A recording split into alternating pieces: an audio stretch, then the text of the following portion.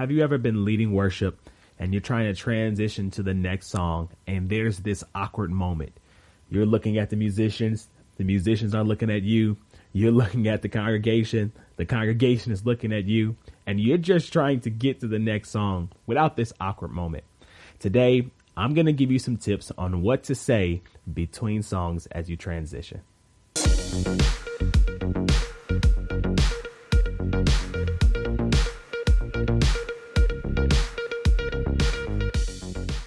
Hey family, my name is Michael, and I help worship leaders grow spiritually and practically so that they can lead worship effectively. And today we're going to be talking about what to say in between worship songs. And before we get started today, I want to give you a free gift. It's called my Confident Worship Leader Guide. And it's basically going to help you to lead worship with holy boldness. It's going to help you to discover some things that stop the confidence of worship leaders. And it's going to be able to help you to lead more powerful time of confident worship. And you can go to my website at michaelegould.com/confident worship, and you'll be able to get that guide right now for free. Let's jump into today's topic.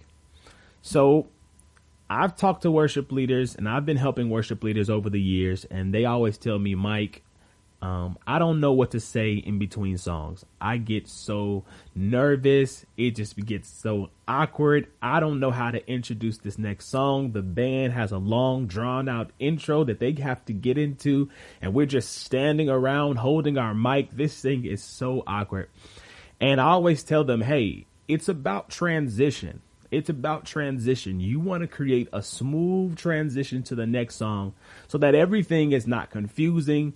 Everyone's not thrown off. Everyone's not standing around looking. It's all about transition. And sometimes with transition, you have to be a little tricky, just like magicians do when they're doing a little magic trick.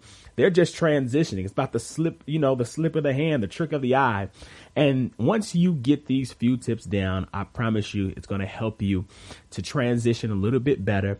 And it's going to give you what to say or what to do in between your worship songs. So the first tip I want to give you is to use the lyrics of the song. I think this is the most basic thing that you can do. You can use the title and the lyrics of the song to help you transition into the song. So if the song is about joy, the song is about peace, you can say, hey, Lord, let your peace, let your love, let your joy come upon us as we worship you. Or you can just use the actual lyrics of the song in a way that feels authentic, not like you're talking the words out, but in a way where you can say, Lord, let the favor of the Lord fall upon us. Release your favor, Lord, and let it fall down on us. And as you're saying that, you have to tell your musicians to, once they hear that cue of you using the words or the lyrics or the title of the song, to start up their intro so that it can flow smoothly. I've done this for years, and it always works out as long as you and your musicians understand that trigger factor, that when they hear that song, start the loop, start the track, and get it going. Tip number 2 is to actually involve the congregation. Involve the congregation. This is something I've done for years. In between those moments where we may have come from a powerful praise or a powerful a moment of high worship, and I want to transition us into a moment of stillness, a moment of just worshiping to the Father, I would say, hey, if you can just lift your hands and just begin to glorify the name of the Lord, if you can lift your hands and close your eyes and just begin to speak well of the Lord.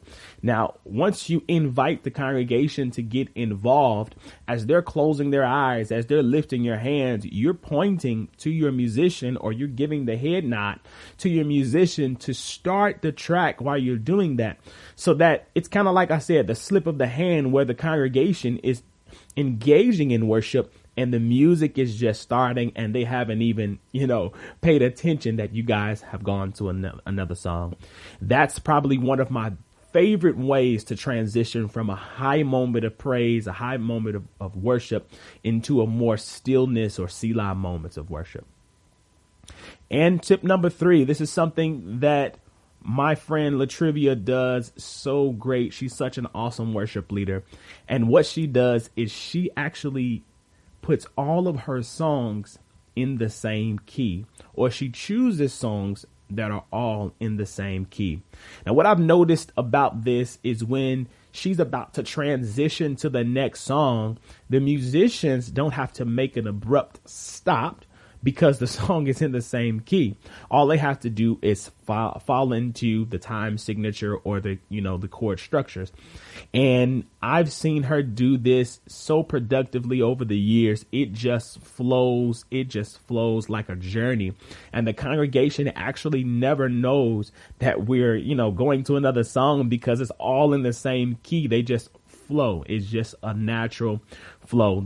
That's definitely something that's very powerful, that can keep everybody together and create almost zero awkward moments because the songs are in the same key. Those are the 3 tips that I have for you today. I think those are the best things that you could do in between songs, the best words that you can say in between songs. Those are going to help you to transition well and to keep your worship moments flowing. Now, again, I want to give you this free gift called the Confident Worship Leader Guide.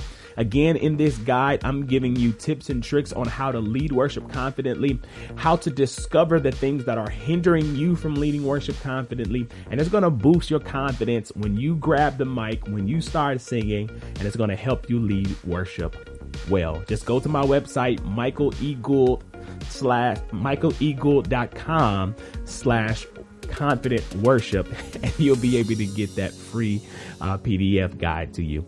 Thank you so much. I'll see you guys next time. Peace.